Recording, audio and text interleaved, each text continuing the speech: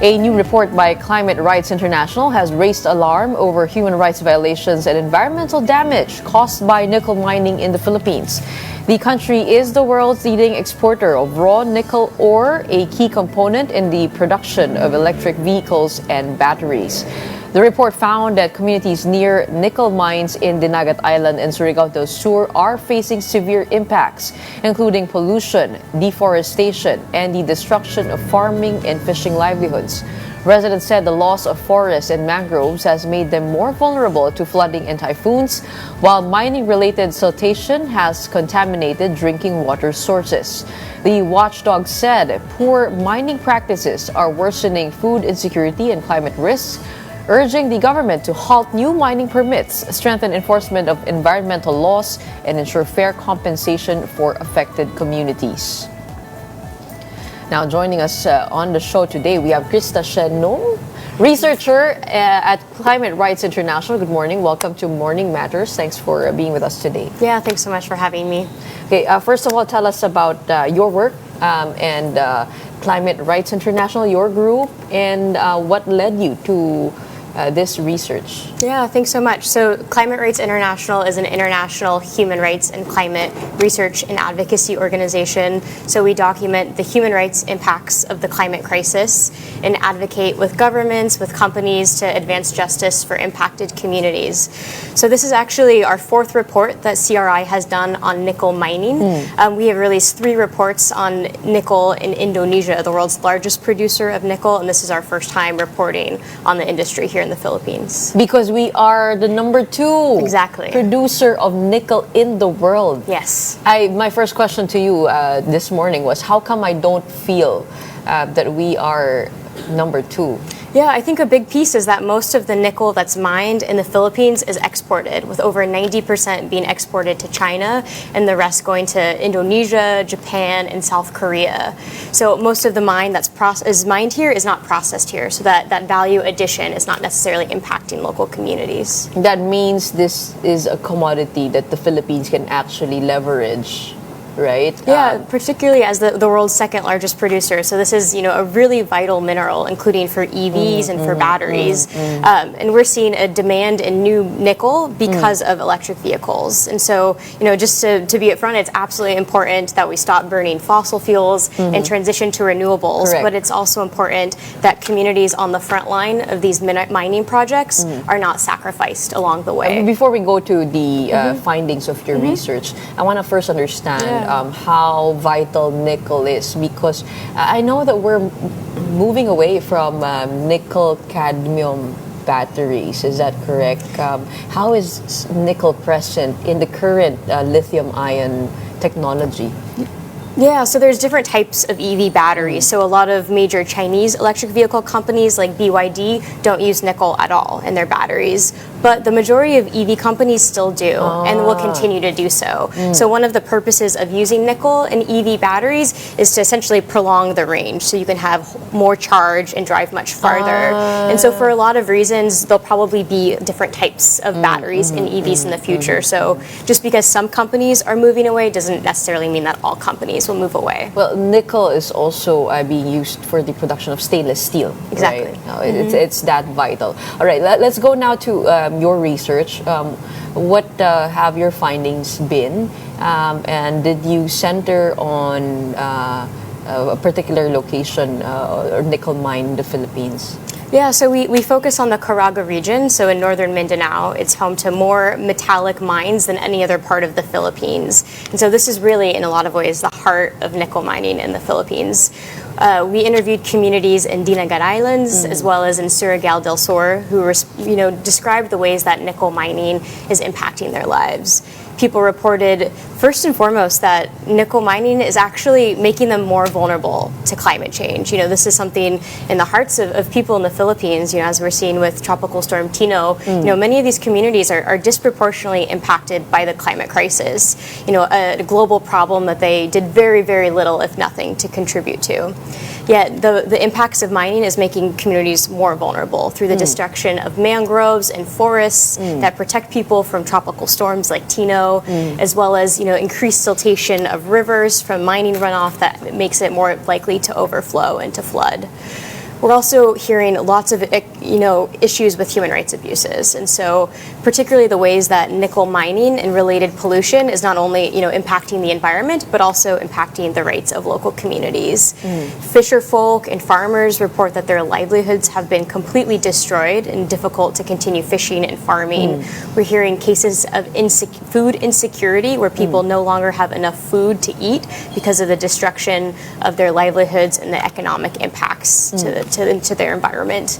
We're hearing cases of severe water pollution threatening people's right to water, as well as issues on people's right to health because of pollution. And so really we're seeing these types of impacts across the board in communities across the Caraga region. Are they at least limiting the mining to specific zones? How terrible is the deforestation that's happening there? Yeah, the deforestation is quite significant. There are requirements that mining companies replant areas after they've mined them, but we're not always seeing that is being done fully, or that perhaps they're replanting with non-native species. And so the deforestation, particularly in its link to flooding, as you deforest a mountain, you're more likely to have flooding events because those trees aren't there to kind of withhold the rain and lessen the impacts. And so we are seeing that these mines are kind of occurring across the region. Dinagat Islands, particularly Dinagat Island, is a mineral reservation, so the whole island is really susceptible to mining. And so a big piece of this is not just one specific mine, but really the cumulative impacts of having so many mines so close together. And what this image right here, where is this area? This is in Malino, Barangay Malino, in Tubahan and Dinagat Islands. And so this is an inlet, going to the sea where there's, nickel mines on both sides of the inlet. So the communities that are living in Barangay Malino are disproportionately impacted by, mining that's on both of the mountains above them. Are people still able to live here?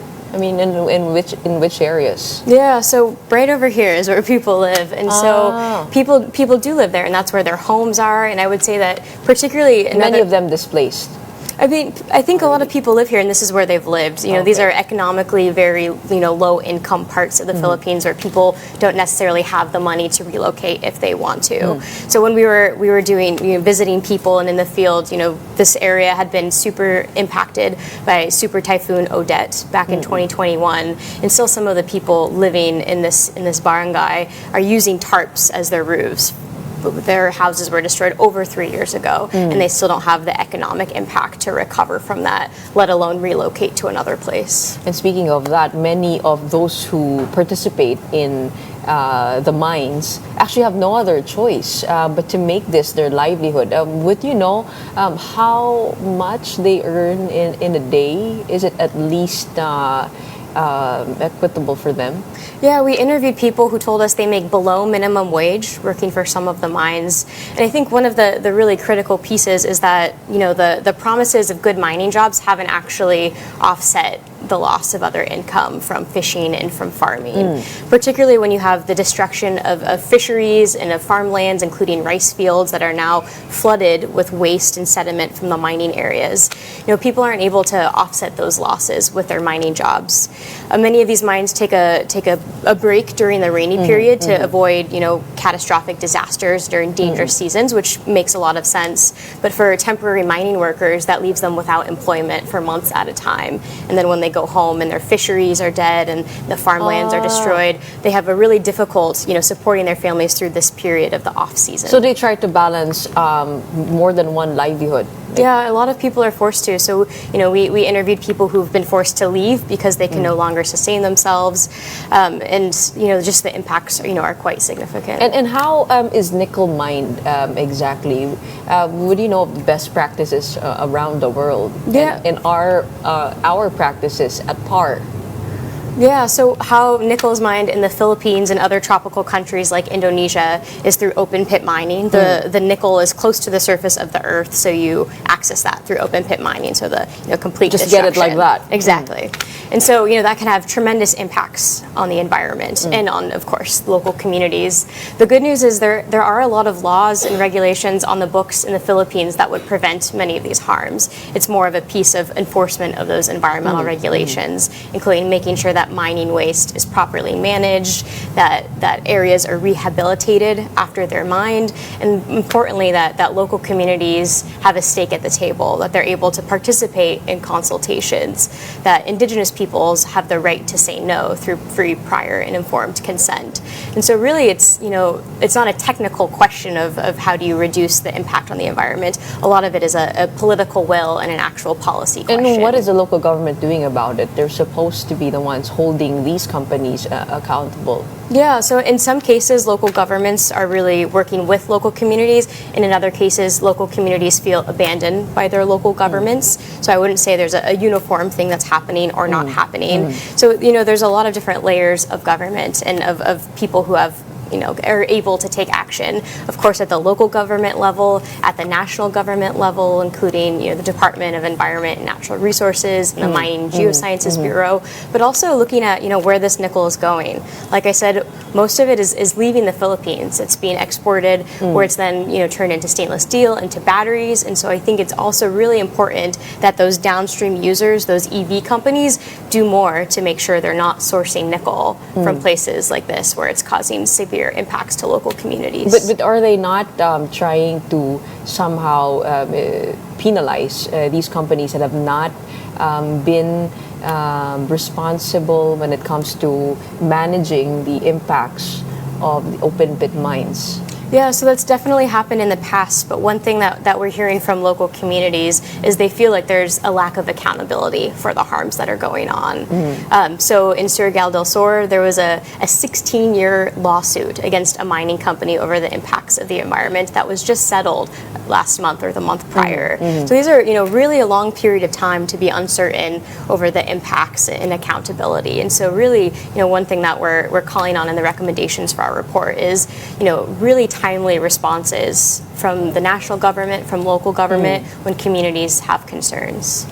And do you have numbers here as to the extent of the impact, like economic losses, jobs affected in terms of agriculture and fisheries? Would you have so data? The way that we do research and our methodology is to interview people who are directly impacted. So rather than providing a dollar amount or a pesos amount on the impacts, really we center on the testimony of people themselves. So throughout the report, there are quotes from people who are directly impacted, putting the impacts in their own words. So really highlighting the fact that this is, these human rights abuses are not this, untangible thing, but they are impacts directly on people in their lives. Is your proposal, what is a better way to approach nickel mining? I mean, because many of these miners have made that their way of living for a long time. I mean, they live in these communities, and